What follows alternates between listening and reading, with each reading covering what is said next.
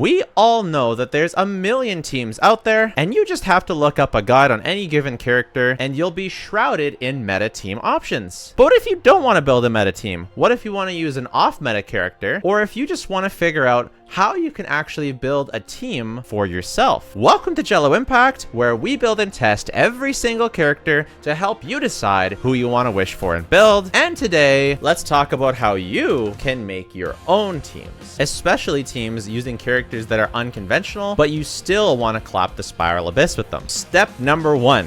What content are you building this team for? Is this team for the overworld? Is it for the Abyss? Is it for boss killing? Is it for your weekly bosses? And if it is for the Abyss, is it for floor 11 and below? Or is this a floor 12 team? We're gonna briefly go over the more casual side and then spend most of the time talking on an Abyss 12 team, because most of the time, if you build an Abyss 12 team, it's gonna work everywhere else. But if you build a team for the overworld, it may not work in Abyss 12. I would like to say for overworld, mobility, elemental coverage, and crowd control are heavily emphasized in the open world. So characters like Yelan, Sayu, Kirara, or Lynette are all characters you might consider as especially strong for the overworld in terms of mobility. And then grouping characters like Kazuha, Sucrose, and Venti are extra good. Especially love Kazuha because of how he groups up the enemy drops after they die. And then other than that, I find you just want a variety of elements so that you don't end up with your mono hydro team against hydro slimes and then you're having a bad time. And also choosing characters that rely on their bursts, such as Cyno, can also be pretty frustrating. So if you do go with someone like Cyno or Raiden, then you want to build extra energy recharge on them. That's for the overworld. For boss killing, so for your weekly bosses, I find double defensive utility is actually not a bad idea. A lot of people talk about someone like Chi-Chi or someone like Baiju or someone like Layla. Maybe not so much Baiju, but Chi-Chi and Layla people talk about maybe a DPS loss, or even I rag on Diona for not being that good. When you're fighting bosses like Ajdaha, like Raiden, like even Signora, your weekly bosses, even me as a seasoned player, if I don't play really well, or if I'm not really focused, I may make some mistakes against these bosses and just die. So building defensive utility and even double defensive utility, you might bring Bennett and Zhongli. You might bring Kokomi and Zhongli. You might bring Kokomi and Bennett. You might bring Kokomi, because it's more important that you survive and win the fight than it is to just have the most optimal team. You kind of have the shield there so they can't knock you around, and then you have healing in case the shield gets broken, and now you can make up for it. But that's easy. Those are just some tips. You could, once you've done that, like, any character is viable. As long as you build them for damage, you can start going to town on those weekly bosses and you're going to be totally fine. But what happens when we want to start building teams for our Spiral Abyss, especially some off-meta characters? So that brings us to step number 2, picking the character that we're going to be centering our team around. I'm a big proponent on playing with your favorite characters. I make lots of guides about meta and tier lists and all this stuff, but at the end of the day, I recommend playing around your favorite. I think that's the most fun way to play. So let's take an off-meta character like Ningguang. She's going to be my subject for today. We'll go into a couple more examples as well, but hopefully this will give you an idea of the team building process. So now that we've picked our character, it's time for number 3. What are this character's strengths besides looking really good? So if we go into Ningguang's kit, she's going to be using her normal attacks, her skill, and her burst to do damage. Her skill also gives her a buff, and the thing that we want to look at in terms of her normal of all of her kit is she's very single target focused. On top of that, she's obviously of the Geo element, so she innately has less synergies or less elemental reaction based team comps than other characters might have. A second strength with her kit is that she focuses primarily on her normal attacks, charge attacks, and her burst to do damage. So that brings us to step number 4, choosing our teammates. To choose our teammates, we're going to look at 2 things. Number 1, are we going to emphasize our character's strengths, or are we going to shore up their weaknesses? And number 2, what kind of content are we going to be fighting with them, and what other teammates do we need to include to fight the enemies that we're going to be fighting? So let's look at the first one, character synergies. She's Geo. Geo naturally has a very strong Geo resonance, so she's going to have synergy with characters like Zhongli, who I'm about to get on my account, but I don't quite have yet. Unfortunately, she doesn't have synergy with Goro because he boosts defense. So she does have synergy with someone like Noelle, who's going to provide a shield as well as giving us that Geo resonance. Unfortunately, Noelle's shield is specifically designed to give herself a stronger shield much more than her teammates, and she doesn't provide anything else in the way of help to your team. So versus Zhongli, who provides that all elemental resistance shred, so she's obviously going to be a much weaker pick than him, but there's still a synergy here. That's one of the main steps in identifying if a team is good. If we go down the list of characters, a common off-fielder is Kazuha. Should we we be using Kazuha on this team? Well, he does provide good grouping. So if we're trying to shore up, if we're trying to use Ningguang in AoE content, then Kazuha could be a way that we shore up her single target weakness with some good AoE performance. That would be a strategy I would use if I'm building around Yoimiya, for example. I'm going to need to face some AoE content with her. Then I'm going to be using Kazuha. But because you can't shred Geo with Viridis and Venner, you can't swirl Geo, I'm probably not going to be using Kazuha on the team. But maybe someone like Venti or Kazuha is someone I use if I really need to shore up that weakness for AoE content. So we're left with off-field characters that are not Animo. So we get down to someone like Fischl. Okay, Fischl does off-field single target damage and a lot of it. So I would say that Fischl has pretty good synergy with Ningguang. They don't have particular elemental synergy, but they do have good synergy overall. Someone like Yelan, gonna have great synergy. Obviously Xingqiu, exactly the same.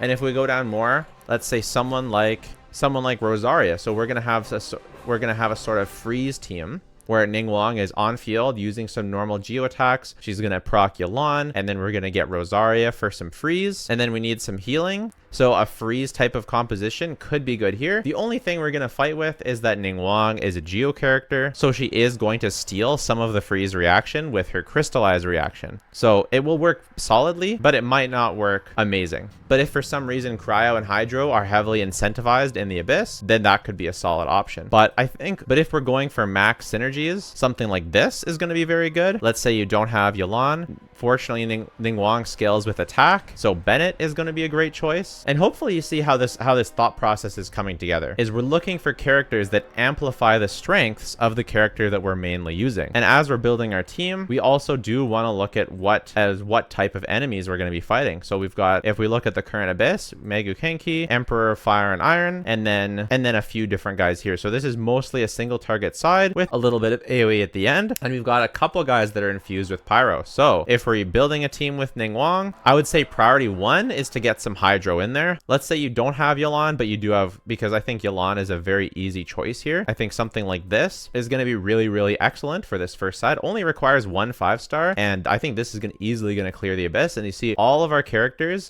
our final check is all of our characters have really good synergy with our on-fielder. So he gives a really big buff. Yelan and Xingqiu does lots of off-field damage, and they amplify her single target strength. Another great choice instead of Bennett would be Zhongli. We'll get that Geo resonance, we'll get that shield, and he'll also shred both Geo and Hydro. So Zhongli might even be better than Bennett here, but let's say you don't have Zhongli, you can go with Bennett. You also could go with Kokomi, and you could put her on Thrilling Tales and buff Ningguang's attack. If this was, for example, the previous Abyss and we needed Electro, then we might swap out either Xingqiu or Yelan for Official and have one of them and then have Zhongli. And then that way we get Electro on this team. Ningguang is fairly flexible like that because she doesn't need specific teams to make her work. If you wanted to go all in on normal attacks, you could also do something like Yunjin, who will buff her specific normals. The only issue is that Ningguang, if we look at her character strengths, a big part of her damage is her burst, which Yunjin doesn't buff in particular. We also have another option. We can go, everyone knows Hyper Bloom. Hyper Bloom is a really good way to make your characters work together. This is going to be a good team. The only downside is that Ningguang will steal some of the blooms because she's doing the Geo reaction. So that's a bit of a negative synergy, but it will still be very strong. So hopefully you're starting to see how this comes together. We're looking for characters that synergize positively with our on-fielder if we've chosen an on-fielder. And we'll do another example after this. But let's say we're going with the fairly free-to-play friendly Xingqiu, Yelan, and Bennett example. So now that we've picked out our team,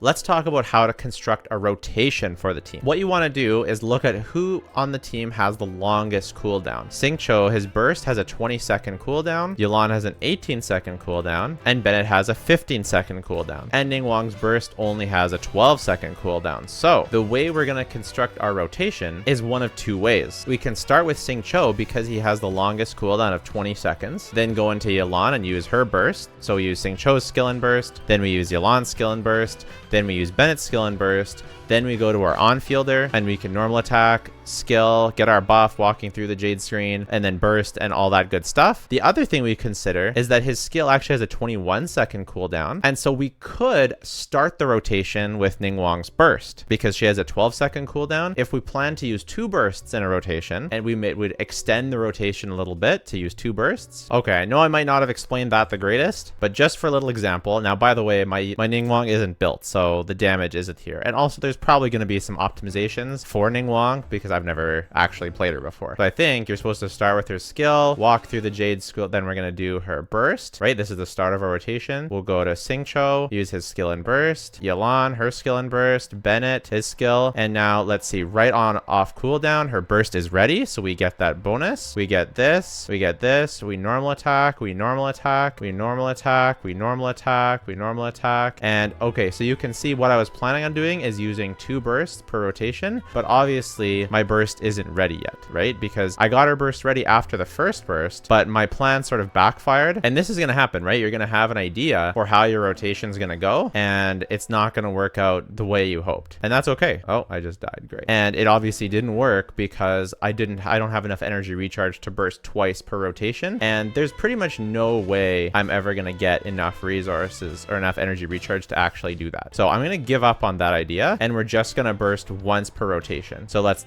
try this again. Now we know it's going to be a 20-second rotation. So once again, though, we could still start with Ningguang's skill and burst. It did seem like a pretty smart idea, but it's not going to be buffed. So instead, we'll just start with Xingqiu, then start with Yelan, then go into Bennett, then, oh, and I didn't make her Jade Screen. That's okay. We'll burst. Now we can walk through it, and we can do our normal attack stuff, right? And again, my Ningguang is not built, so she's not actually doing any damage. And then we switch off into Xingqiu, get him started, and then we start our rotation again. The number one thing that you might run into with when building your own teams is that you might not have enough energy recharge, especially on a team like this. You're most likely the massive culprit is going to be Bennett. It's so often that I see Bennett's not having enough energy recharge, and not being able to burst off cooldown is just the most cringy thing in the world. And so you can do that you can mitigate that a couple ways. Depending on teams, you can plan to quick swap back to Bennett for an extra skill, which Ningguang has fairly flexible rotations, so we might actually do that. Or you can just build a ton of energy recharge on him. And as you can see, I have Xingqiu Fav and Yelan on Fav, and that's something that's really important to do to have enough energy recharge. So if you don't have enough energy recharge to get Bennett's burst on cooldown, then what are you doing? So far in this video, we've primarily focused on Ningguang's on-field potential, but she actually has a hidden utility that can allow her to be very splashable and very flexible on many teams. And that is her energy cost is only 40. So when you see something like this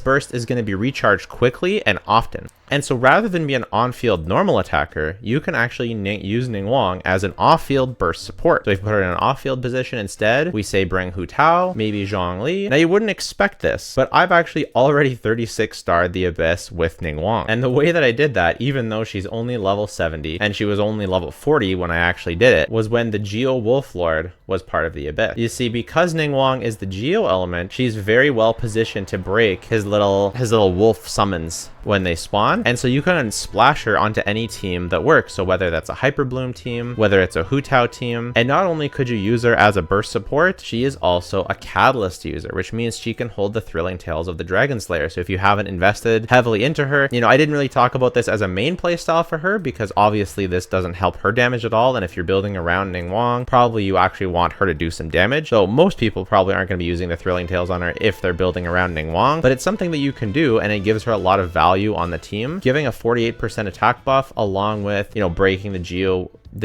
Wolf Lord's Geo constructs is actually really, really valuable and very much worth the spot on the team. But if you really love her, she is actually a legitimate burst support option for a team like this. Or for example, if you're running Arataki Ito, but you don't have Albedo, obviously it's not going to be as good, but she's going to create some Geo energy and again, be a pretty solid burst support for the team. And none of these are to say that, you know, these are the best ways to play Ningguang, but it's to hopefully give you just ideas about how you can look at a character's kit and say, ah, that could fit here. I can throw Rosaria onto my Wanderer team to just do some damage and then throw Yelan or throw Xingqiu, or heck, I can throw Ningguang onto my Wanderer team along with Yunjin. We're going to get some Geo Resonance in there. She's going to do some burst support damage. Maybe she'll use Thrilling Tales for Wanderer, or maybe she'll do her own damage. Yunjin will buff the normal attacks of Wanderer. Maybe I'll even throw a couple normals of Ningguang in there. We'll have Bennett as the final attacker. Ningguang can do burst support and use Bennett's buff. Maybe I'll use Ningguang right before I use Wanderer so that that she can take advantage quickly of the burst attack buff, and then he can come in there for his main rotation. I don't know. These are just ideas, right? And they're ideas that if you invest well enough into your account, that they're ideas that can take you to a 36 star in the Abyss with your favorite characters. The key is to put together those synergies, and it's okay to, as long as you like the character, it's okay to build up the character and try it if it works for you. If you're not sure if a strategy would work or could work or does have good or doesn't have good synergies, feel free to join our Discord and bounce your ideas off of us. For characters that have more strict synergies, so like you've got Lisa, Electro characters have innate synergies with Dendro now, so Hyper Bloom and Aggravate, and so it becomes a little bit more cookie cutter when you're building teams that specifically synergize with them. But again, you might find some synergies you didn't expect. So like if you're building you can build her with Raiden, which a lot of people overlook, but they actually have a lot of synergy together. Like let's say you love Lisa and you love Raiden, you know, the two electro mommy characters. Lisa has a high cost burst, and which Raiden Shogun can fulfill. They both have that electro resonance in common. Lisa also defense shred for Raiden. She does good personal damage. So they actually have a lot of synergy together, and by pairing them both with Bennett Kazuha, because they have such good synergy, you can run this team and really actually tear apart the Abyss. And it's like not all that different from having C6 Kujo Sara. Like it's really not that different, especially if you actually properly invest into your Lisa. And I think a lot of people overlook this, and that would be my number one takeaway, is just look for synergies. Like just even if something is not the most optimal team,